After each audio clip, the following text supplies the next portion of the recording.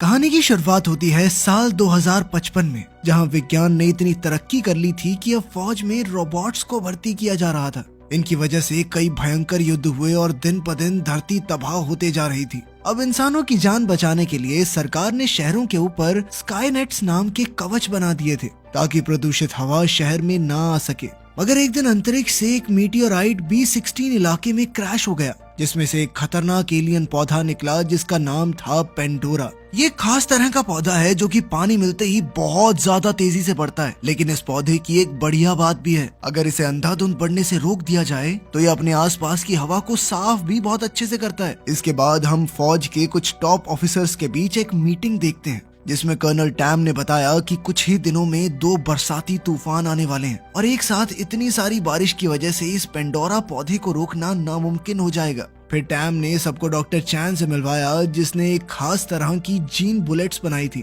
इन bullets के अंदर एक खास तरह का वायरस था। अगर इन बुलेट्स को पेंडोरा पौधे के पिस्टल नाम के एक पार्ट में लगा दिया जाए तो उसका बढ़ना काफी हद तक रुक जाएगा और वो हवा को साफ करने का काम करता रहेगा। ये सुनकर जनरल शैनली को एहसास हुआ कि इस ऑपरेशन के बाद उनके स्काईनेट्स बेकार हो जाएंगे। खैर फिर कर्नल टैम ने उससे रोबोट्स की एक टुकड़ी मंगवाई जो पेंडोरा के पिस्टल एरिया में इन बुलेट्स को प्लांट कर सके। पेंडोरा का पिस्टल एरिया उसके दिमाग की तरह था। उसके अलावा किसी भी और जगह पर ये वायरस काम ही नहीं करेगा। अगर ये मिशन सफल नहीं हुआ तो उन्हें अपना प्लान B शुरू करना होगा, जिसके मुताबिक वो ऑर्का नाम के एक स्पेसक्राफ्ट से पेंडोरा पर एक मिसाइली हमला करेंगे। मगर इस हमले में कम से कम 1 लाख लोगों की मौत हो जाएगी। ये सुनकर कमांडर चंग ने कहा कि उन्हें लोगों की जान बचाने के लिए प्लान बनाना चाहिए, पर कर्नल टैम ने बताया कि कोई दूसरा रास्ता है ही नहीं, बस दुआ मांगो कि जीन बुलेट मिशन काम कर जाए। इसके बाद कमांडर चंग ने कर्नल टैम को टाइलर की एयरफोर्स यूनिट से मिलवाया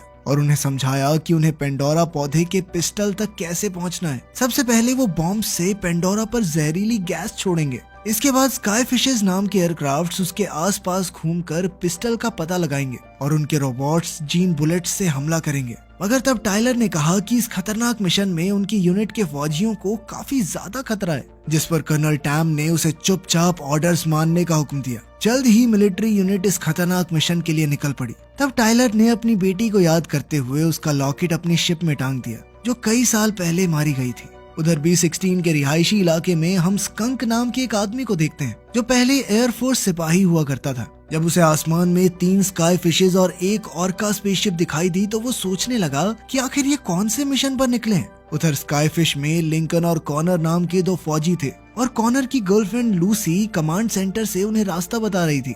वहीं टाइलर की यूनिट जब पेंडोरा के इलाके में घुसी तो वहाँ हल्की बारिश हो रही थी। अब तीनों स्काई फिशेज ने पेंडोरा पौधे के आसपास अपनी जगह ली। इधर पेंडोरा तेजी से बारिश को सोखकर बढ़ता जा रहा था। उसी समय स्काई फिशेज ने कमांडर चंग के कहने पर पेंडोरा पौधे के ऊपर 6 बम धमाके कर दिए।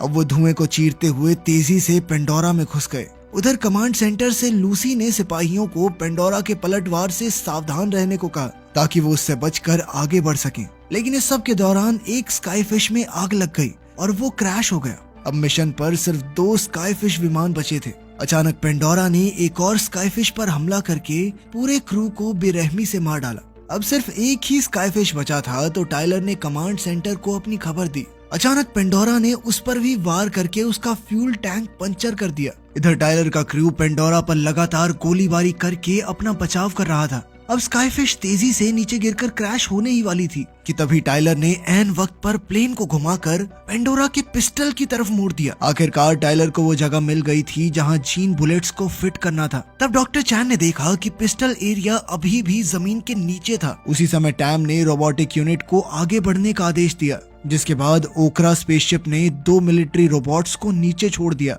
वहीं दूसरी ओर हम देखते हैं कि मेजर जनरल शैनली इस मिशन पर निगरानी रखे हुए था और उसने अचानक ओकरा के सिस्टम को हैक करके ओकरा में जबरदस्त धमाका करवा दिया, जिससे उसके अंदर मौजूद सभी सिपाही मारे गए। अब ओकरा गिरकर सीधा एक बिल्डिंग में क्रैश हो गई, जिसके बाद अब पेंडोरा का सामना करने के लिए सिर्फ टाइलर की स्काई शिप बची थी। इसी वजह से टाइलर का कमांड सेंटर से संपर्क टूट गया, पर फिर भी उसने जैसे तैसे पेंडोरा के पिस्टल का पता लगा लिया था। मगर इससे पहले कि स्काई शिप का फ्यूल खत्म हो जाता, वो भी अचानक घूमते हुए क्रैश हो गई। आखिरकार उनका मिशन नाकामयाब हो गया। मगर फिर टाइलर को अपनी मरी हुई बेटी की झलक दिखाई दी, जिससे उसके अंदर दोबारा से जोश भर गया। उसने फटाफट अपने बचे हुए क्रू को जलती हुई स्काईफिश से बाहर निकाला।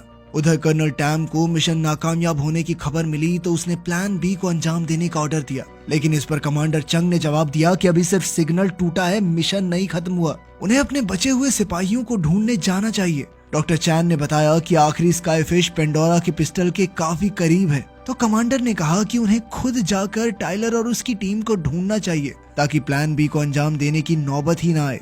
आखिरकार कर्नल टैम ने उन्हें 3 घंटे की मोहलत दी, क्योंकि उसके बाद दूसरा तूफान आ जाएगा। उधर टाइलर और उसकी टीम एक खाली हॉस्पिटल में पहुंचे, क्योंकि लिंकन काफी ज्यादा जख्मी हालत में था।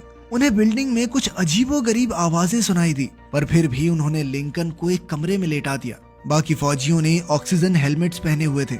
अब टाइलर लिंकन के लिए दवाइयां ढूंढने गया और कॉनर उसका खून बहने से रोक रहा था। इधर कमांडर चंग अपने आर्मर ट्रक में B-16 इलाके में आ पहुंचा और उसने अपने पुराने साथी स्कंक को रेस्क्यू मिशन पर साथ चलने को कहा। चंग ने स्कंक को वही हथियार दिया जो वो फौज में इस्तेमाल किया करता था, और स्कंक उसका साथ देने को राजी भी हो गया। इसके बाद वो अपने गुमशुदा साथियों को ढूंढने के लिए सरहद पार कर गए। उधर हॉस्पिटल में टाइलर ने फार्मेसी वाले कमरे से एक इंजेक्शन ढूंढ निकाला, पर अचानक उसे कोई आवाज सुनाई थी। उसने पीछे मुड़कर देखा तो उसे एक गुड़िया दिखाई दी, जिससे उसे अपनी बेटी की याद आई।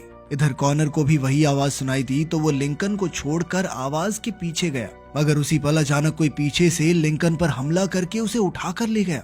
वहीं चंग टाइलर को ढूंढने निकला था तो उसे टाइलर का फोन आया, पर अचानक एक वहशी कीड़े ने टाइलर पर हमला कर दिया, लेकिन टाइलर ने उसे पकड़कर उसकी बंदूक छीन ली और फिर कुछ ही पलों में कीड़े का काम तमाम कर दिया। वहीं दूसरी ओर कॉनर ने देखा कि वैसा ही एक कीड़ा लिंकन को नोच नोच कर खा रहा था, तो वो अपनी जान बचाकर भागा। इसके बाद चंग ने कमांड सेंटर से बात करके टाइलर तक पहुंचने में मदद मांगी। फिर उसने अपना आर्मर सूट पहना और ट्रक का कंट्रोल स्कंक के हवाले कर दिया। वहीं दूसरी ओर कॉनर भागकर एक लाश के डिब्बे में छुप गया, और तभी उस वहशी कीड़े ने अपने बाकी साथियों को भी आवाज दे दी। फिर हमने देखा कि एक कमरे में एक छोटी सी लड़की इस कीड़े से बचकर छुपी हुई थी। जैसे ये कीड़ा उस पर हमला करने आया तो ऐन वक्त पर टाइलर ने आकर उसे गोली मार दी और बच्ची की जान बचाई। फिर वो बच्ची को लेकर भागा, पर जल्द ही एक और कीड़ा उनके पीछे लग गया। इससे पहले कि कीड़ा उन पर हमला करता, चंग ने ऐन वक्त पर वहां पहुंचकर उसे मार डाला। फिर उसने कॉनर को लाश के डिब्बे में छुपा हुआ देखा तो उसने कॉनर को बहुत पीटा, क्योंकि वो लिंकन की जान नहीं बचा पाया था। उधर स्कंक और टाइलर मिले तो स्कंक को उनके बीच हुई लड़ाई याद आई, जब स्कंक ने टाइलर के ऑर्डर्स नहीं माने थे, जिस वजह से कई फौजियों की जान चली गई थी। खैर तभी अचानक उन कीड़ों ने एक साथ मिलकर सभी फौजियों और छोटी बच्ची पर हमला कर दिया। तब चंग ने स्कंक से बात करके उससे यहाँ से निकलने का रास्ता पूछा। इसी तरह वो कीड़ों का सामना करते हुए भाग रहे थे कि स्कंक ने बाहर से बिल्डिंग की दीवार तोड़ डाली ताकि उसके साथ ही बचकर भाग सकें। वहीं दूसरी ओर कमांड सेंटर में जनरल शैनली ने टैम को तुरंत प्लान बी को अंजाम देने को कहा, लेकिन तभी कॉनर ने उससे संपर्क करते हुए कहा कि वो पिस्टल के काफी करीब है। ये सुनकर जनरल शैनली काफी निराश दिखाई दे रहा था। खैर ये सुनने के बाद कर्नल टैम ने उससे कहा कि जीन बुलेट मिशन अभी पूरा नहीं हुआ है और हो सकता है कि उन्हें प्लान बी पर जाना ही ना पड़े। उधर लूसी को पता चला कि कॉनर जिंदा है, तो उसने कॉनर से बिल्कुल सही सलामत वापस लौट आने को कहा।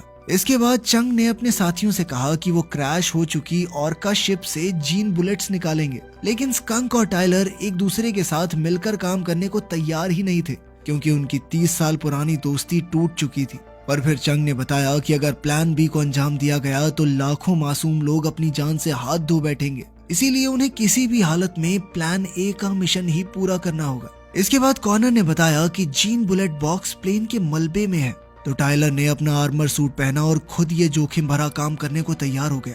इसके बाद वो प्लेन के मलबे तक पहुंचा और एक ड्रोन भेजकर उसे स्कैन किया।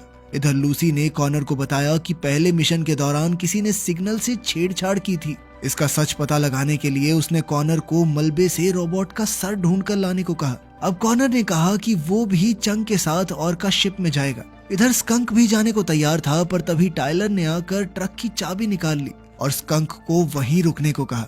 अब चंग, कॉनर और टाइलर तीनों जाने वाले थे, मगर उस छोटी बच्ची ने टाइलर को जाने से रोक लिया, इसीलिए सिर्फ कॉनर और चंग ही आगे बढ़े। उस बच्ची ने टाइलर को बताया कि जहरीली हवाओं की वजह से उसकी माँ को जानलेवा बीमारी हो गई थी और अब उसका इस दुनिया में कोई नहीं है। ये सुनकर टाइलर को अपनी बेटी की याद आ गई, क्योंकि वो भी इसी बीमारी से मरी थी। तब टाइलर ने उस बच्ची से वादा किया कि आज से वो उसका ख्याल रखेगा उधर ऑर्का के मलबे में ड्रोन ने बुलेट बॉक्स ढूंढ निकाला। तब चंग अपना आर्मर एक्टिवेट करके बिल्डिंग पर तेजी से चढ़ने लगा, पर जल्द ही उसकी ताकत खत्म हो गई और वो एक स्टील रॉड से लटक गया। अचानक उसका हाथ छूटा और वो नीचे गिर गया, मगर खुशकिस्मती से टाइलर ने उसे ऐन वक्त पर पकड़ लिया। अब वो बिल्डिंग कुछ ही पलों में धाराशायी होने वाली थी, इसीलिए वो तुरंत अपनी जान बचाकर वहां से भागे। पर तभी उन्हें एक वैन में बुलेट बॉक्स दिखाई दिया जिसमें सिर्फ एक जीन बुलेट बची थी।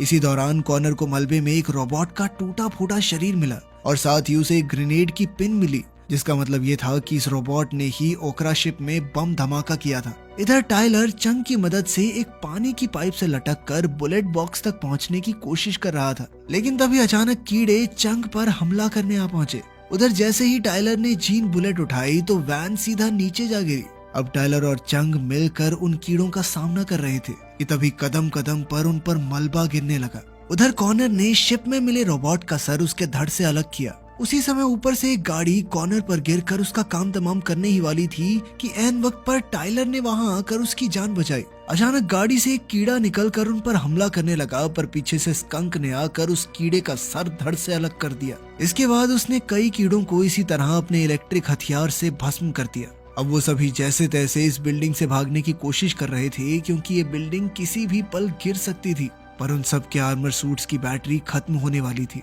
खैर फिर भी वो सभी किसी तरह समय रहते बचकर बाहर आ गए। फिर टाइलर ने स्कंक को ट्रक की चाबियां लौटाकर उसका शुक्रिया अदा किया। इसके बाद चंग ने कमांड सेंटर को खबर दी कि उन्हें जीन बुलेट मिल गई है, और उधर शैन ली ये सब सुन रहा था। इसके बाद कॉर्नर ने उस रोबोट के सर की जांच पड़ताल की तो पता चला कि किसी ने उसे हैक करके ऑर्का शिप में धमाका करवाया था। जब टाइलर को पता चला तो उसने गुस्से में कर्नल टैम पर इल्जाम लगाया, और फिर चंग ने कहा कि उसे जनरल शैन ली पर शक है। फिर कॉर्नर ने रोबोट के कमांड इनपुट की जांच की तो चुंग का शक सच निकला, क्योंकि ऑर्का में हुए धमाके के पीछे जनरल शैन ली का ही हाथ था। अब चंग ने सीधा शैन ली को फोन करके गुनाह कबूल करने को कहा, मगर शैन ली ने इससे साफ इनकार कर दिया और कहा कि वो उन्हें मारने के लिए अपने फौजी रोबोट्स भेज रहा है। इसके बाद शैन ली ने उनका सिग्नल हैक करके कंट्रोल सेंटर से उनका संपर्क तोड़ दिया। अब दूसरा तूफान आने में सिर्फ 30 मिनट बाकी थे। खैर चंग और उसकी टीम एक बार फिर से पेंडोरा में जीन बुलेट फिट करने के मिशन पर निकल पड़े, लेकिन पीछे से शैनली के रोबोट्स ने उनके ट्रक पर जबरदस्त हमला बोल दिया। टाइलर और चंग ने बॉम्ब्स फेंककर पलटवार किया और स्कंक ने ट्रक के हथियारों से रोबोट्स पर हमला कर दिया, लेकिन जल्द ही तीनों रोबोट्स उनके हमलों से बचते हुए ट्रक पर चढ़ गए। तो स्कंक ने अचानक ट्रक रोक दिया, जिससे एक रोबोट सामने जा गिरा, जिसके बाद स्कंक ने उस पर ट्रक ही चढ़ा दिया। फिर टाइलर ने अपने एक आधुनिक हथियार से उस रोबोट को कैद कर लिया। अब चंग ने ट्रक के ऊपर मौजूद एक रोबोट पर हमला किया और टाइलर ट्रक के अंदर वाले रोबोट से लड़ रहा था। अचानक उस रोबोट ने ट्रक में ग्रेनेड फेंका तो पैंजी ने सही वक्त पर ग्रेनेड उठाकर बाहर फेंक दिया। इधर टाइलर के आर्मर सूट की बैटरी खत्म होने वाली थी कि तभी उसने कुल्हाड़ी के वार से रोबोट को धूल चटा दी। उधर चंग ने छत पर मौजूद रोबोट को तोड़ फोड़ कर फेंक दिया। अब वो तेजी से आगे बढ़ रहे थे, पर तभी अचानक दूर से उन पर एक मिसाइल दाग दी गई। तो स्कंक ने अचानक से ट्रक घुमा दिया और वो मिसाइल सीधा पुल से जा टकराई। वहाँ जबरदस्त धमाका हो गया, जिससे पुल तो टूट गया, पर उनका ट्रक हवा में उड़ता हुआ उस पार जा पहुंचा। मगर जल्द ही पीछे से एक रोबोट दोबारा से उठ खड़ा हुआ और उनके ट्रक का पीछा करने लगा। अब चंग ने जीन बुलेट टाइलर के हवाले की और खुद उस रोबोट पर कूद पड़ा। उसने अपने हाथों से रोबोट की बंदूक का रुख बदला, जिससे रोबोट ने ट्रक छोड़ दिया। अब चंग भी रोबोट के साथ सीधा नीचे जा गिरा। उधर टाइलर और बाकी फौजी आगे बढ़े और बेचारा चंग वही अपना टूटा फूटा आर्मर पहने होश में आया।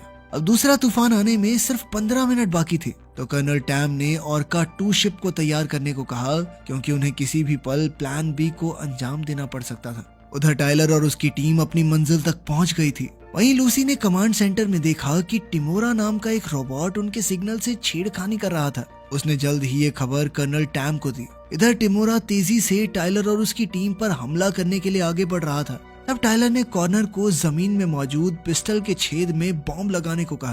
तभी पैंजी ने रोते हुए टाइलर को गले लगा लिया। तो टाइलर ने वादा किया कि वो जरूर वापस आएगा, लेकिन तब तक उसने पैंजी को एक गाड़ी में छिपने को कहा। फिर टाइलर ने कॉर्नर को जीन बुलेट देकर मिशन की जिम्मेदारी सौंपी। अब कॉर्नर ने पिस्टल के ऊपर ही जमीन पर बॉम्ब लगा दिया। फिर स्कंक ने टाइलर से कहा कि उन्हें मिलकर इस रोबोट का खात्मा करना ही होगा, ताकि वो प्लान बी को शुरू होने से रोक सके।